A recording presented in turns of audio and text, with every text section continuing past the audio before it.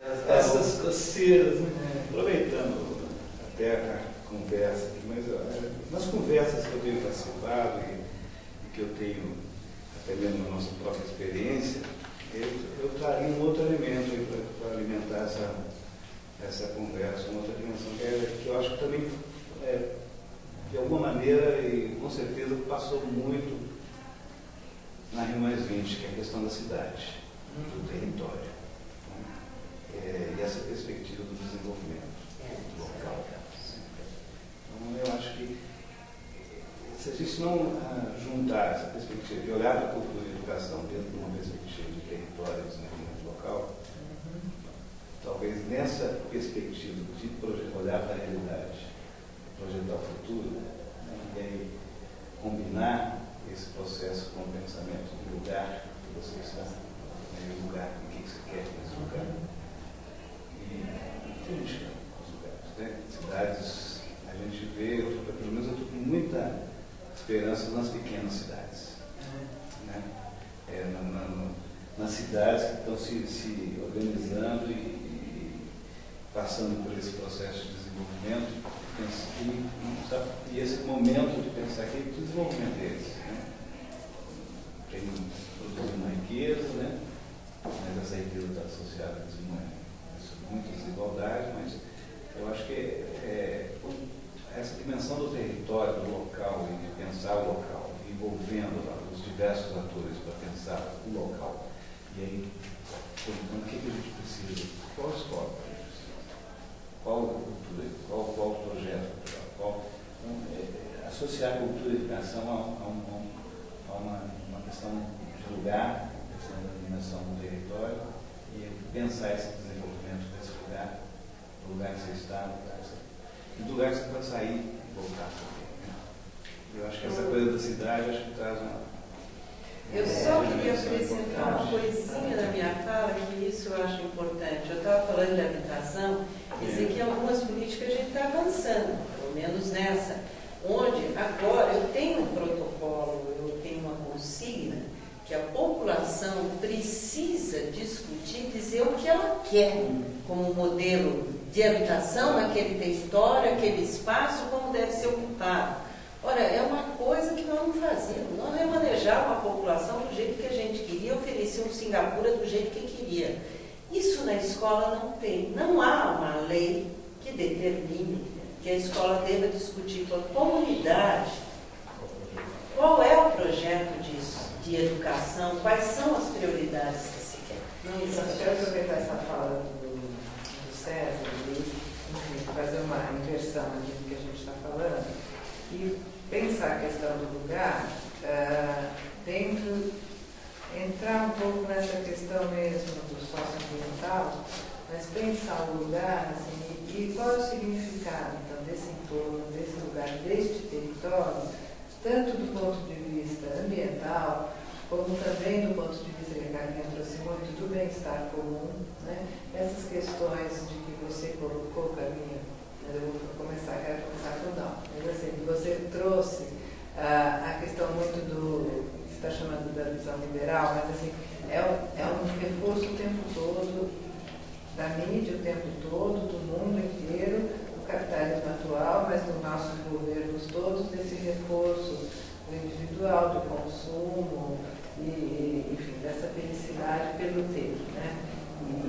E é por aí que nós estamos saindo da pobreza também, não é pela educação, não é por outra coisa, mas é pela renda, pelo consumo.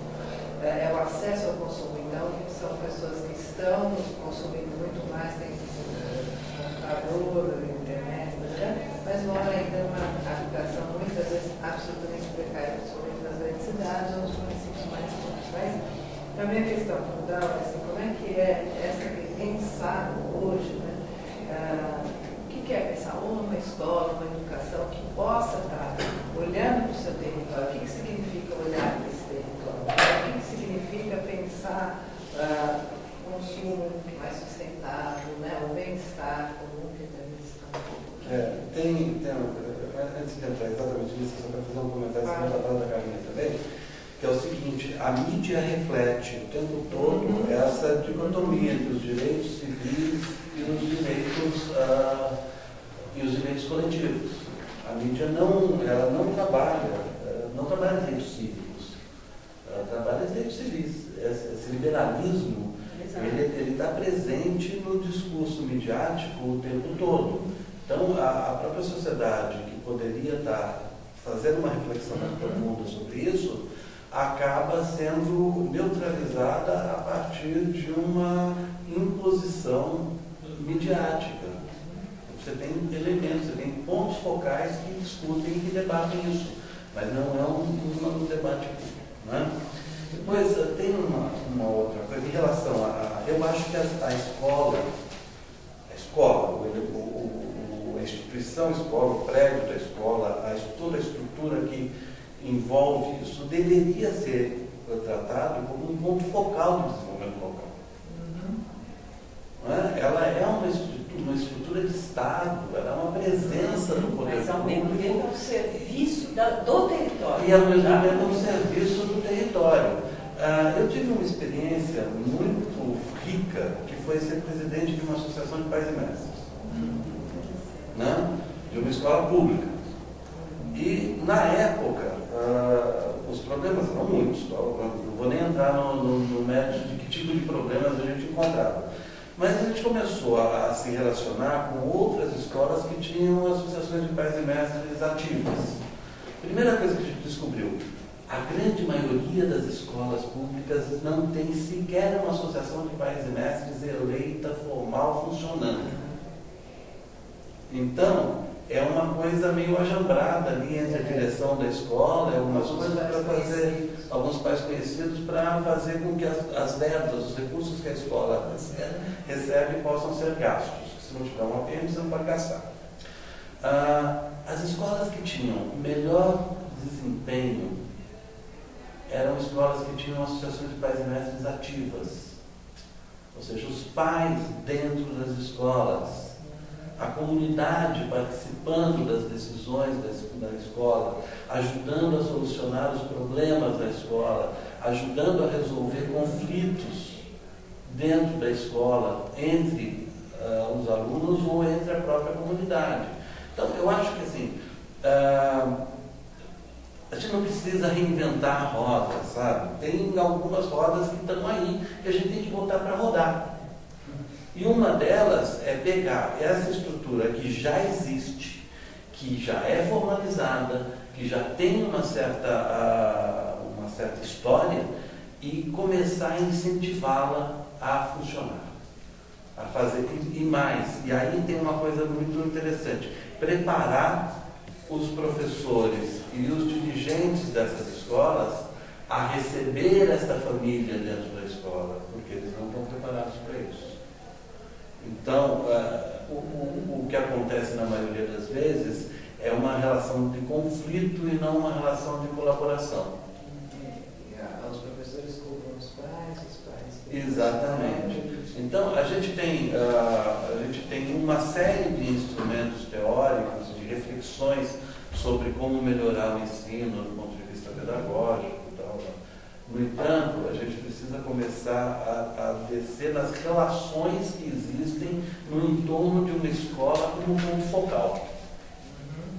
Como estruturar essas relações de forma que elas sejam mais produtivas. César, voltando aqui então nessa questão pensando não só a escola, mas a questão do território, do local, e como você integra esse território nas suas diferentes dimensões e da cultura, mas a cultura e o entorno e essas relações, né? Como que isso pode estar acontecendo em termos assim, de uma maior cidadania, como que... E você falou que você está postando nas pequenas cidades também. Eu acho que e não inventar a roda também, mas podendo inventar outras coisas. Acho que tem que fazer o deslocamento dessa comunidade da escola para fora da escola. Para fazer esse movimento, tanto para dentro da escola. Uma coisa de mão dupla, né? Então, tirar também alunos, professores, pessoas de escola. Acho que também esse tirar é exatamente olhar esse lugar, para pensar o lugar, para pensar a cidade, para pensar o seu bairro, para pensar a sua comunidade, seu entorno, sua própria onde, no lugar que você mora. Eu acho que se tiver essa perspectiva desse deslocamento, desse fluxo, né?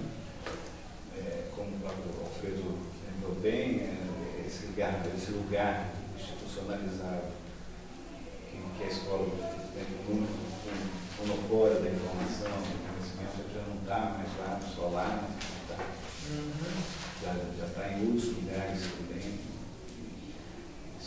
principalmente a partir da aplicação dos meios tecnológicos, do acesso hoje às tecnologias. Eu acho que essa possibilidade de gerar encontros, informação e conhecimentos, novos conhecimentos a partir das redes, a partir dos coletivos, a partir de projetos culturais, etc. Essa combinação de cultura e educação e das artes, né, do acesso às artes, não só a tecnologia, mas principalmente a partir daí, possibilitando pensar, criar, né, da criação. Eu acho que esse deslocamento é importante, mas tem que estar associado a dar uma perspectiva, um sentido para esse fluxo acontecer também. Porque ao mesmo tempo, isso que eu falo, ao mesmo tempo que a gente vê uma riqueza muito grande, você mencionou aí vários, né, os coletivos, as escolas, fora das escolas, mas diferentes comunidades, diferentes projetos, mas que também aparecem de uma forma fragmentada. Fragmentada, então, esse sentido precisa ser esse lugar do encontro para poder pensar. Que perspectiva, né? Essas diversas... É por isso que você fala que você está apostando mais nas pequenas cidades. Que é essa possibilidade da cooperação, que também lembrou, né? A cooperação da solidariedade, de busca de vocações locais, de busca de fazer de encontro de desejos, de retenção de talentos, de lideranças, jovens, né? Você percebe o desejo muito mais latente, muito mais forte em pequenas cidades. Você vê nas próprias famílias, né, o desejo de ver o filho formado, o filho com uma perspectiva de trabalho, etc. Mas não gostaria que esse filho fosse embora. Não mais. Antes se gostava, né, que esse filho fosse embora. Hoje se essa coisa for traduzida num projeto de futuro, de pensar, não, aí o local também não é um local só local, é um local também micro-regional, né? Pequenos municípios se articularem em torno de um programa mais complexo e completo com uma determinada região. Acho que de criar esse ambiente, esses diversos ambientes, que possa também fazer com que essa liderança desses jovens, esse talento, ele possa também ir e voltar. Ter a opção de sair do lugar e voltar para o seu lugar. E outros também poder fazer esse deslocamento. Né? Eu acho que é nesse momento que eu acho que talvez a gente vá produzir valores também, produzir também uma outra escola. Esse meu raciocínio também se aplica às micro-regiões das metrópoles. Isso que eu falo. Como é que é isso? Porque hoje, se nós formos pegar desde a experiência pessoal nossa, nós vivemos num pedacinho da cidade. Então, por que não trabalhar nesse pedacinho? Quem vive na metrópole de São Paulo? A gente vive num pedacinho onde você mora, trabalha, tem relações e vive ali. Aquilo é uma coisa que é a nossa cidade. E toda a tua fala, ela pode ser transposta para uma micro-região, um bairro, uma escola de um bairro, uma periferia de algum lugar. Mas você não acha que a grande cidade, ela está com essa coisa social, esse capital social muito mais desgraçado por toda a problemática dos falta de transporte, da agressividade, que é muito diferente de uma pequena cidade? Quer dizer, você tem uma micro-região, um bairro onde você mora, mas ele está completamente inserido numa questão muito nova, na problemática da metrópole que interfere, que é diferente de uma pequena cidade. Com certeza. Como você vê isso, Carmen? Eu não sei, porque você sabe que eu acabei de trabalhar numa região de São Paulo, uma micro-região de São Paulo, Cabo Sul do Sul e São Francisco, na Zona Leste. E eu acho que quando você desenvolve a confiança social pública, aí é o grande problema. Eu acho que também também o esforço midiático, esse paradigma liberal não leva a isso, e nem a mídia leva a confiança social pública. Você perdeu a confiança social.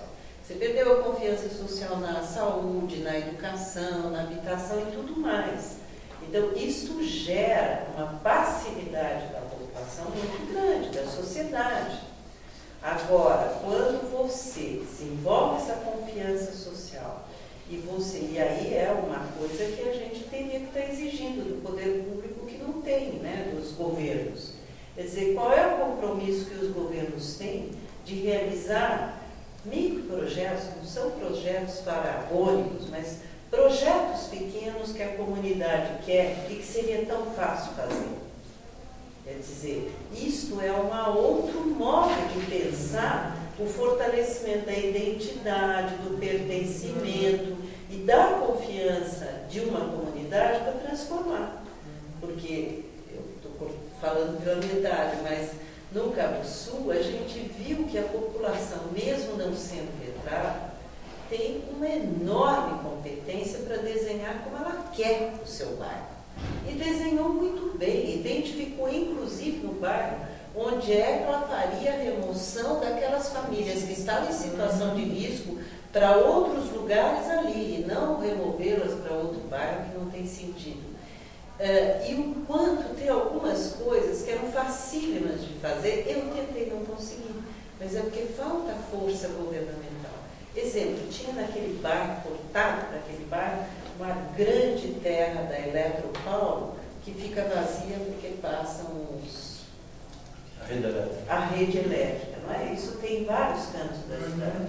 Ora, a população queria fazer ali um lugar de uma geração de emprego e renda verde, né? Plantar flores, vender flores, não era nem horta, era uma coisa um pouco diferente.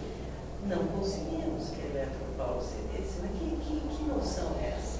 E que poder a comunidade tem? A comunidade não tem nenhum nada e não tem mais confiança. Exagerei um pouquinho.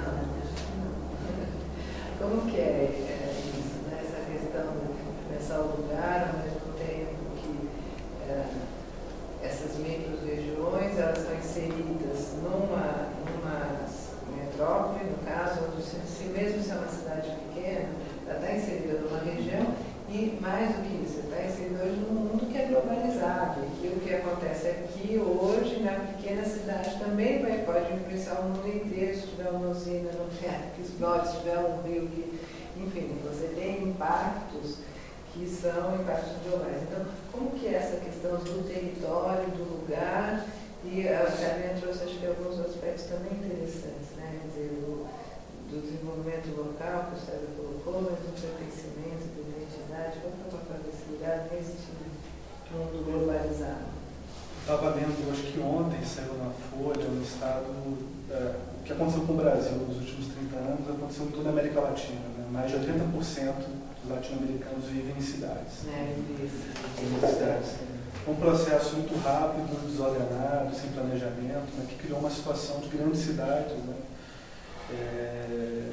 Não tem uma grande capital brasileira que tenha resolvido de maneira mínima a questão da mobilidade urbana.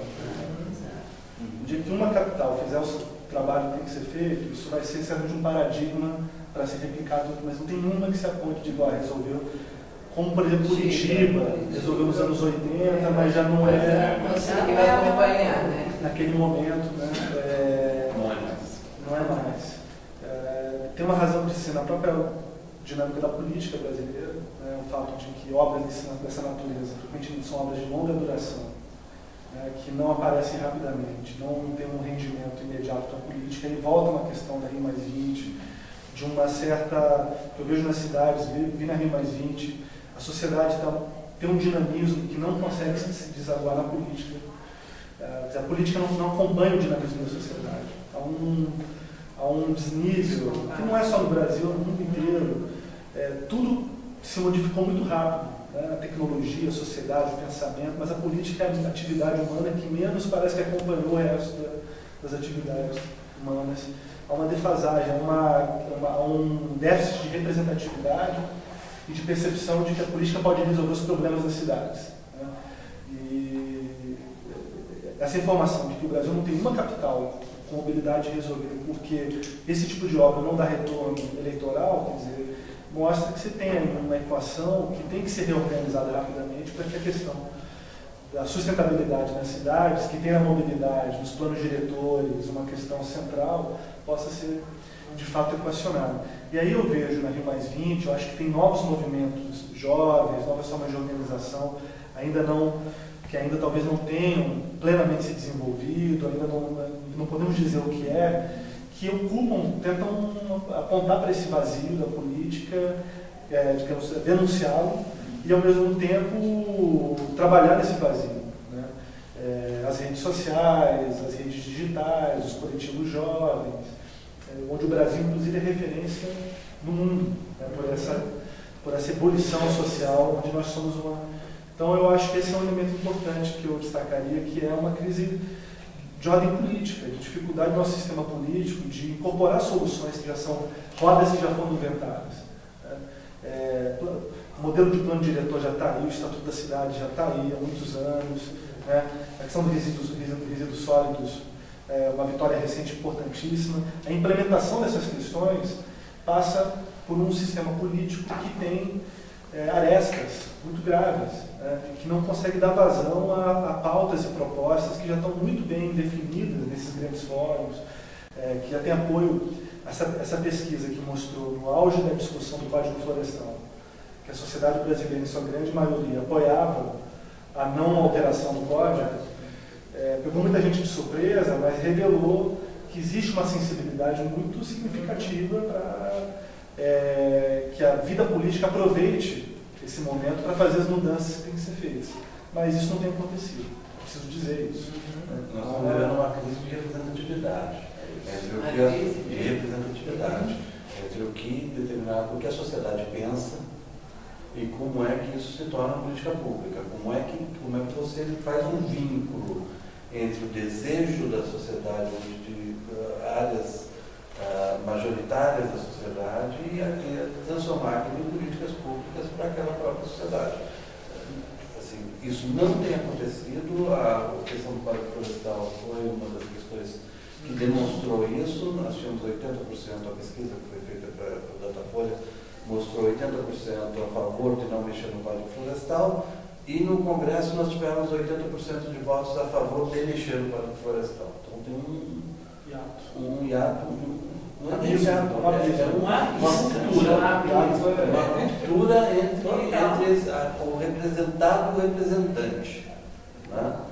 E na questão das políticas, nós temos uma política nacional de mobilidade que foi aprovada faz alguns meses e ninguém fala dela. Ela está aí, foi aprovada, passou por milhares de instâncias e tal, e a mídia sepultou essa política para não questionar os incentivos à mobilidade individual. Deixa eu trazer um pouco porque eu acho que eu não fui aí num segundo dimensão dessa pergunta, mas porque a gente tem experimentado muito é criar ambientes horizontais, multidisciplinares, fora e dentro da escola, ou dentro do centro cultural, ou dentro da escola.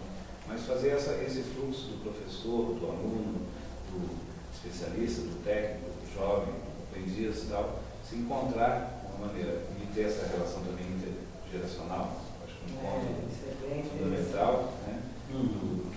Nós que temos mais tempo de juventude. Isso, gostei, do direito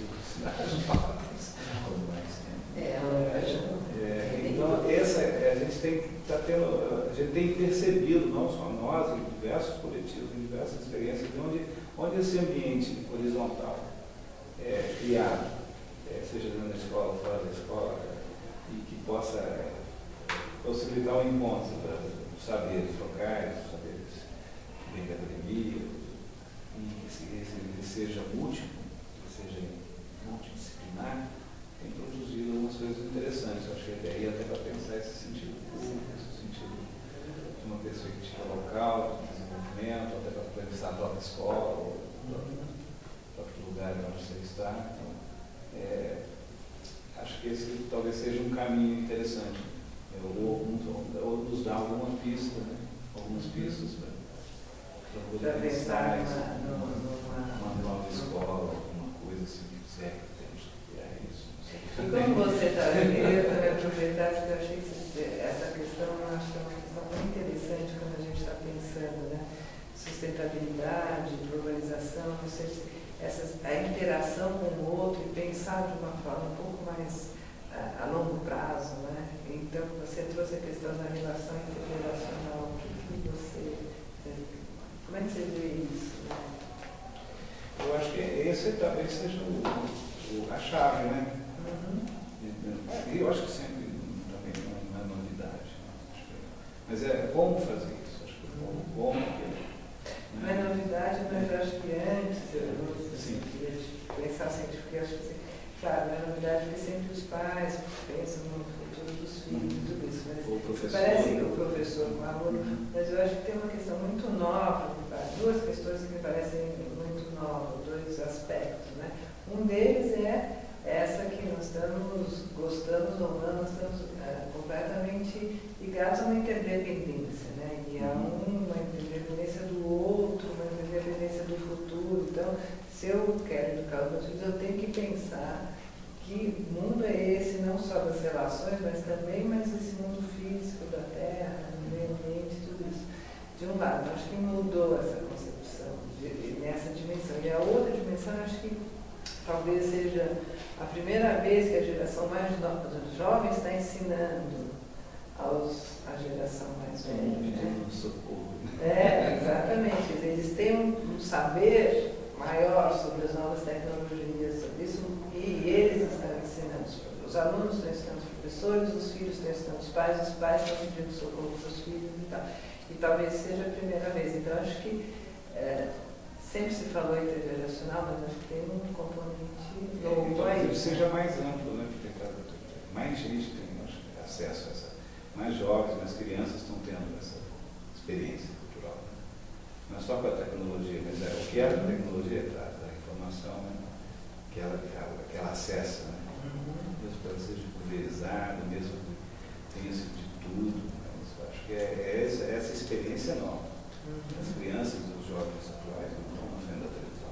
Não estão mais, né?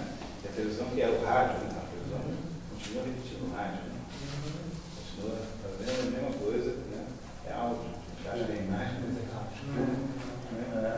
Então, e ela não está ligada mais com isso. Ela está ligada efetivamente na imagem. Então, ela persegue, ela busca, pesquisa, informação e a imagem. E quem dá essa imagem hoje é o computador, é o celular. É o tablet, é o móvel e o celular está no mundo. Para falar que não está, todos os computadores não estão, mas o celular já está. Então acho que esse acesso à tecnologia, acesso a um novo equipamento, isso realmente muda, né? E faz com que a criança não só ensine o pai a operar um determinado equipamento, mas ela discuta com ele coisas que ela não discutia. Conhecimento. Porque ela já está sendo acessando. Conhecimento. Ela está fazendo um diálogo mais de opinião também. Né? Mas eu acho que isso está na horizontalidade que você falou. Eu acho que está exigindo muito mais de todos. Né? Então, uma mudança de papéis, né? Uma mudança de papéis. A gente costuma muito discutir essa coisa da mudança do papel de gênero, né? Papel da mulher, papel do homem na nossa sociedade. Na verdade, é a mudança do papel do jovem. O jovem tem outro papel na nossa sociedade. E o adulto não sabe lidar com isso. Onde que ele deveria ser mais um orientador. Exatamente. Qual é o papel que a gente reconhece como legítimo para o jovem? A legitimização desse papel é uma coisa que passa por uma reflexão de nós adultos. O que nós queremos? Como é que a gente vai reconhecer esse jovem hoje que está num cenário global muito diferente, que está com redes sociais, que tem um tipo de educação fraca do ponto de vista da educação pública, mas que busca suprir a sua ânsia por conhecimento por outros caminhos? É a experiência, né? É a experiência também. Não, eu estava talvez querendo gerar uma polêmica. Eu não acho que a relação intergeracional seja tão tranquila assim. Né? Há uma interdependência, mas há uma disputa que não havia no passado. Quer dizer, existem estudos que mostram que a tensão hoje entre a geração adulta e mais idosa e a geração jovem é enorme. Quer dizer, os adultos querem os espaços, os postos de trabalho para si, abrem muito pouca possibilidade para o jovem. Isso reflete em qualquer uma das nossas instituições. E é um estudo. Antes havia, vamos dizer, uma corresponsabilidade, uma cumplicidade intergerações. Hoje não. Hoje há uma tensão realmente significativa entre a geração dos adultos que estão... E isso se reflete... Exato. E isso se reflete nas estruturas de oportunidade. As estruturas de oportunidade advindas do Estado são muito mais para o adulto e para o idoso do que para o adolescente e para o jovem. Se eu vou para a comunidade, é uma coisa dificílimo um jovem querer se candidatar, são os raros. Na realidade, o partido é povoado pelos adultos e em todas. O mercado usa os jovens para consumo, mas não para dar a eles o espaço mais adequado. Quer dizer, eu tenho minhas dúvidas de que a estrutura de oportunidades é tão... O que me parece é que a subjetivação das relações, né, no mundo de hoje, permite uma negociação mais horizontal. Isso sem dúvida. Você não tinha antes. Então, há negociação, mas não quer dizer que há espaço. Que existe uma ameaça. Objetivamente, a gente pode identificar muito maior. Sim. Mas mais autoritário. De corte. Mas assim, a sociedade brasileira nos anos 70, por exemplo, foi quando eu era jovem começando a trabalhar, ela era receptiva àquele jovem para o trabalho. Mas você era office boy, você era bancário, você era aprendiz. Você era na universidade e ia direto. Você ia direto. Hoje em dia essas portas todas estão fechadas. O jovem, para chegar a algum lugar, ele tem que estar muito mais qualificado, sendo que a estrutura que o qualifica está muito mais fragilizada. Mas será que o centro é o trabalho? Não sei. Objetivamente, não sei. Para essa juventude. Mas o consumo não deixa de ser. Mas para você consumir, você precisa ganhar um emprego. E a nossa sociedade, a nossa mídia trata o jovem como consumidor. Mas não é o trabalho que a gente... Essa concepção do trabalho... A sociedade desenha para o consumo, mas também que exige desse jovem com 18 anos já começar a trabalhar. E os nossos... Trabalhar na onde? Os nossos meios de comunicação só retratam o jovem de duas maneiras, ou como consumidor ou como infrator. Esses são os dois retratos que o jovem tem na mídia. Ou ele é um consumidor, então ele está no seu papel socialmente aceito, porque ele está comprando o seu tênis, ele está fazendo as coisas que se espera dele. Ou ele é um infrator.